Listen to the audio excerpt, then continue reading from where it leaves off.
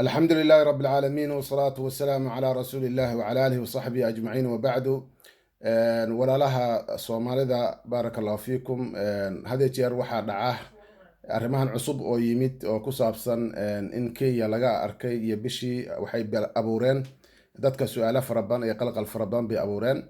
Anaga waxaan ku noolnahay Yurub, mujtamacaad kala duwan baan nahay.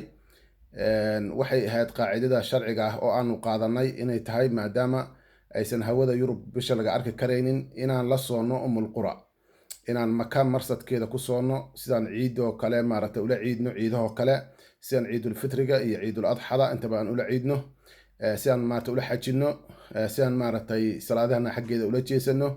marka waa insha allahu tacaala waan soomaynaa maanta oo sabti ah, waan soomaynaa. ciidina waxay noqon doontaa haddii ilaahay idmo subxaanahu wa tacaala axadda. taas bay maaragtay jaaliyaddu ku midaysan tahay. ilaahay tawfiiq allahna waafajiyo. wasala allahu calaa sayidina wa nabiyina maxamed.